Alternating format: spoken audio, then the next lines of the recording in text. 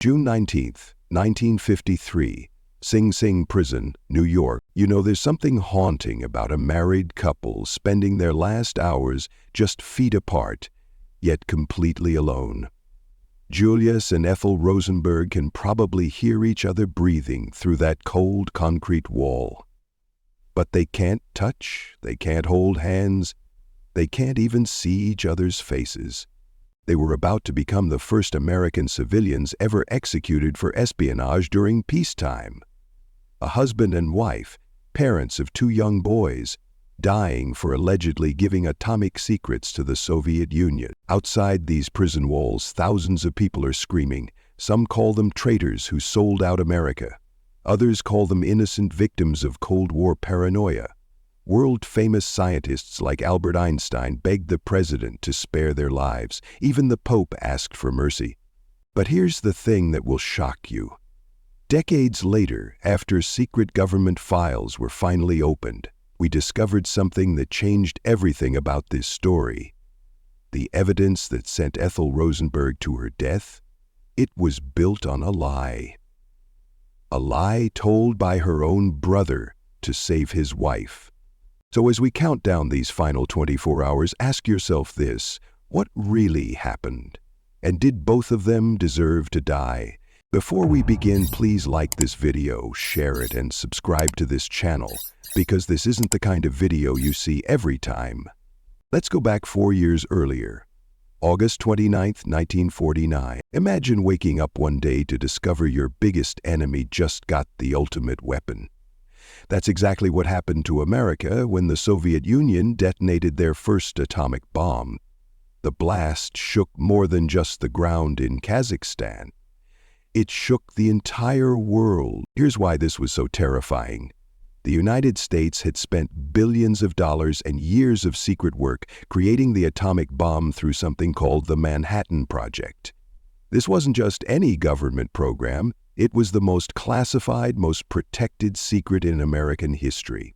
Scientists worked in hidden facilities. Security was tighter than Fort Knox. Even the workers didn't know what they were building.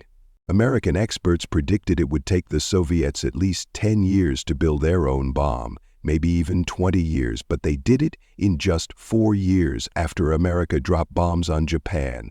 4 years. Suddenly everyone was asking the same question: how did they get it so fast? The answer seemed obvious to many Americans. Someone must have betrayed us. Someone on the inside must have stolen our secrets and handed them over to Stalin. The hunt for traitors began immediately. This fear spread like wildfire across the country. Senator Joseph McCarthy started pointing fingers at anyone who had ever shown sympathy for communist ideas.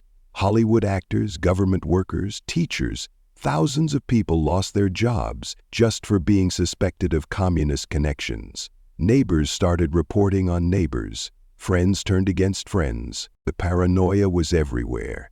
Americans built bomb shelters in their backyards. Children practiced hiding under their desks at school. The Cold War had begun, and everyone was looking for enemies hiding among us. Then, in January 1950, the first domino fell. A German scientist named Klaus Fuchs, who had worked on the Manhattan Project, confessed to British authorities. He admitted he had been passing atomic secrets to the Soviet Union throughout the entire war. Fuchs didn't work alone. He had help. He had a courier, an American who carried his stolen information to Soviet agents. That courier's name was Harry Gold. And Harry Gold was about to lead investigators straight to a family in New York City. A family that would soon become the most famous spies in American history. The dominoes started falling fast. When Klaus Fuchs confessed in January 1950, he gave investigators one crucial piece of information: the name of his American contact. Harry Gold, a chemist from Philadelphia, had been carrying Fuchs's stolen atomic secrets to Soviet agents for years. On May 23, 1950, FBI agents knocked on Harry Gold's door. At first, he denied everything, but when they searched his house and found evidence linking him to Soviet contacts, Gold broke down. He confessed to being a courier for multiple spies. Then Gold dropped a bombshell. He told investigators about another source, a young Army machinist who had been working at Los Alamos, the top secret facility where America built the atomic bomb. This machinist had been stealing information and passing it through gold to the Soviets. The machinist's name was David Greenglass. On June 15, 1950, FBI agents arrested David at his apartment in New York City. David was terrified. He had a wife, Ruth, and young children.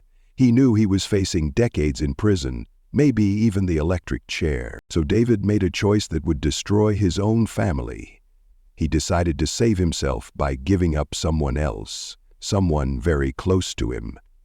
David told investigators that his brother-in-law Julius Rosenberg had recruited him into the spy ring. He claimed Julius had convinced David's wife Ruth to approach David while he was stationed in New Mexico. According to David, Julius was the mastermind who organized everything. Blood might be thicker than water, but apparently not thicker than fear. On July 17, 1950, FBI agents arrested Julius Rosenberg at his apartment on the Lower East Side of Manhattan.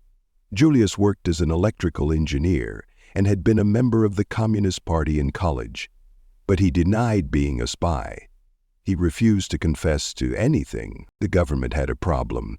They believed Julius was running a larger spy network, but he wouldn't talk. They needed leverage, something to make him break. So they made a controversial decision.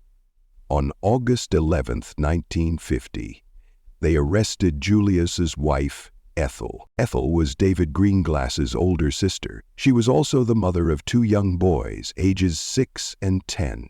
The government's strategy was simple but ruthless. Arrest the wife and mother, threaten her with death, and maybe Julius would confess to save her. FBI Director J. Edgar Hoover wrote in a memo that proceeding against the wife will serve as a lever to make Julius talk. But the government needed evidence against Ethel, so they went back to David Greenglass and asked him to remember more details. Suddenly, David had a new story. He now claimed that Ethel had typed up the atomic secrets he had stolen. According to David, Ethel sat at her typewriter and carefully typed out the information that would be passed to the Soviets. This typing story would become the key evidence that sent Ethel Rosenberg to the electric chair. But here's what's shocking. It was completely false. On March 6, 1951, the most famous spy trial in American history began in a federal courthouse in New York City. Judge Irving Kaufman sat behind the bench, ready to decide the fate of Julius and Ethel Rosenberg. The prosecutor was Irving Sapol, known as America's #1 legal hunter of top communists. He was determined to prove that the Rosenbergs had stolen America's most precious secrets. Their defense attorney was Emanuel Bloch, a passionate lawyer who truly believed his clients were innocent. The government's star witness was David Greenglass, Ethel's own brother. Can you imagine having to watch your brother testify against you in a trial where your life is on the line? David took the stand and told the court his story. He claimed that Julius had recruited him to steal atomic secrets while he was working at Los Alamos. He said Julius gave him money and instructions on what information to collect. Most damaging of all, David testified that his sister Ethel had typed up the stolen secrets on her typewriter. David even brought hand-drawn sketches to court.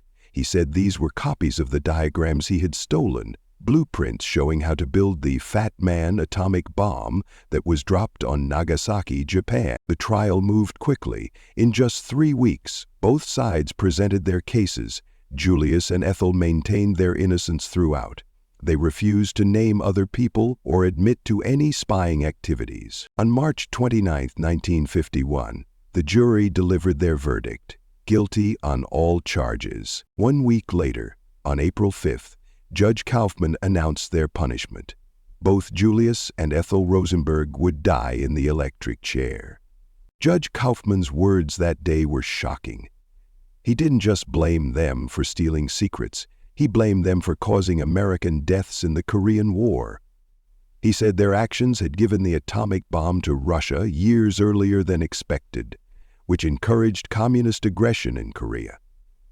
Over 50,000 American soldiers had already died in that war. Your betrayal has already caused the communist aggression in Korea, Kaufman declared. Who knows how many more innocent people may pay the price of your treason? After the sentencing, the government made one final offer to the Rosenbergs. They could live if Julius confessed and named other spies in his network. All they had to do was admit their guilt and cooperate. The Rosenbergs' response was clear and firm. By asking us to repudiate the truth of our innocence, the government admits its own doubts concerning our guilt. We will not be coerced, even under pain of death, to bear false witness. They chose death over confession. What happened next was extraordinary. The Rosenberg case became a global sensation that divided the world. A group called the National Committee to Secure Justice in the Rosenberg case formed almost immediately after the death sentences. They believed the Rosenbergs were innocent, or at least that they didn't deserve to die. The committee organized protests, wrote letters, and tried to save their lives. But the support went far beyond American activists. Some of the most famous people in the world spoke out for the Rosenbergs. Albert Einstein, the brilliant scientist who helped create the atomic bomb, wrote letters begging President Harry Truman to spare their lives. Pablo Picasso, the world-famous artist, wrote in a French newspaper, "The hours count, the minutes count. Do not let this crime against humanity take place." Jean-Paul Sartre, a Nobel Prize-winning writer, called the trial a legal lynching. In France, people compared the case to the Dreyfus Affair, a famous case where an innocent Jewish officer was wrongly convicted of treason decades earlier. Protests erupted in major cities across Europe. In London, Paris, and Rome, thousands of people marched in the streets carrying signs that read, "Save the Rosenbergs." Many Europeans saw this as America letting Cold War fear destroy justice. Even religious leaders got involved. Pope Pius XII personally appealed to President Eisenhower to show mercy and spare the couple's lives. But President Eisenhower refused to listen to what he called the overseas demands. He was supported by most American newspapers and public opinion polls. Many Americans believed the Rosenbergs were traitors who deserved their punishment. The most heartbreaking appeals came from the Rosenbergs' own children. Michael was 10 years old and Robert was 6. They wrote a letter to President Eisenhower that said, "We can't live without our parents. Please let them stay with us." The children didn't understand why their parents might die. They just knew they would be orphans if the executions went forward. Meanwhile, the Rosenbergs' lawyers filed appeal after appeal with higher courts. They argued that the evidence was weak, that the trial was unfair, and that the death penalty was too harsh for the crime of conspiracy to commit espionage. The Supreme Court heard their case multiple times. Each time, the justices voted to deny the appeals. Hope was running out. Then came one final complication that almost saved their lives. The execution was originally scheduled for June 18, 1953. But that would have fallen during the Jewish Sabbath, which runs from Friday evening to Saturday evening. The defense lawyers argued that executing the Rosenbergs during their Sabbath would be cruel and unusual punishment. It would violate their religious rights as Jewish Americans. Judge Kaufman, who was also Jewish, seemed to agree. He promised that if the Supreme Court denied their final appeal, he would move the execution to a different day, so it wouldn't happen during the Sabbath. This gave the Rosenbergs and their supporters one last glimmer of hope. Maybe the delay would give them time for one more appeal. Maybe public pressure would finally convince President Eisenhower to show mercy. On June 19, 1953, the Supreme Court met for the final time to consider the Rosenberg case. The justices voted 6-3 to deny the stay of execution. All legal options were now exhausted. There would be no more appeals, no more delays, no more hope. The Rosenbergs would die that very day. News of the decision spread quickly. At Sing Sing prison, guards began preparing for what would be the most watched execution in American history. Extra security arrived. Phone lines were installed for reporters. The prison went into lockdown mode. Outside the prison gates, crowds were already gathering. Some carried signs reading "Death to Communist Spies." Others held banners saying "Save Innocent Lives." Police set up barriers to keep the two groups separated. At 2:00 in the afternoon, something unexpected happened. Judge Kaufman kept his promise about the Sabbath. He moved the execution from 11 p.m. to 8 p.m., just before sunset, when the Jewish Sabbath would begin. This decision created chaos. The FBI had been hoping Julius would break down and confess at the last minute. They quickly set up a command post near the prison with secure phone lines. If Julius decided to talk, they wanted to be ready to record every word. The executioner, Joseph Francel, arrived that afternoon. Francel was experienced. He had carried out over 140 executions. But this one was different. The whole world was watching. At 4:30 in the afternoon, Emanuel Bloch, the Rosenbergs' lawyer, made his final visit to death row. He spent time with both Julius and Ethel separately, knowing these would be their last conversations. Ethel gave Bloch a final letter she had written to President Eisenhower. In it, she didn't beg for her own life. Instead, she wrote about her two young sons. "I do not ask for mercy out of fear. I do not seek a pardon to escape justice. I write you because two small boys, our sons Michael and Robert, will grow up without their mother if you do not act." Julius also had final words for Bloch. He asked his lawyer to take care of his children and to never stop fighting to clear their names. "Never let them change the truth of our innocence," Julius said. "Be strong for us, beloved friend." As evening approached, the final preparations began. Julius was moved to a holding cell closer to the execution chamber. Ethel remained in her death row cell, waiting her turn. Prison guards later said they were amazed by the couple's behavior in those final hours. Warden Wilfred Deneau wrote, "There was a remarkable calm between them, even in the final hours. They showed no signs of breaking down or panic." Both Julius and Ethel refused final meals. They spent their last hours writing letters to their children and maintaining their innocence. Outside, the crowd had grown to several thousand people. As the sun began to set, the protesters grew louder. Some sang hymns, others chanted slogans. The tension was thick in the summer air. At exactly 8:00 p.m., Julius Rosenberg was led into the execution chamber. He had been offered one final chance to confess and save both his life and his wife's life. He refused. Julius was strapped into the electric chair. When asked if he had any final words, he remained silent. The executioner pulled the switch. The first jolt of electricity killed Julius instantly. He was pronounced dead at 8:06 p.m. 11 minutes later, it was Ethel's turn. But Ethel's execution didn't go as planned. After the normal 3 electric shocks, attendants began removing the strapping and equipment. Then the doctors made a horrifying discovery. Her heart was still beating. 2 more shocks were applied. Still, she wasn't dead. The executioner had to shock her a 5th time. The entire process took nearly 5 minutes. Witnesses later reported seeing smoke rising from her head. Ethel Rosenberg was finally pronounced dead at 8:16 p.m. Outside the prison, the sunset that evening was unusually red. Many witnesses described it as blood red, creating an eerie backdrop to the day's events. The FBI command post packed up their equipment. Julius had never confessed. The secrets of his spy network, if it existed, died with him. As news of the execution spread around the world, the reactions were immediate and intense. In America, many people felt justice had been served. In Europe, church bells rang in mourning for what many saw as a terrible mistake. The Rosenbergs had become the first American civilians executed for espionage during peacetime. They left behind 2 young boys who would spend the rest of their lives trying to understand what had really happened to their parents. The funeral took place 3 days later in Brooklyn. 500 people attended the service, while an estimated 10,000 stood outside in the burning heat.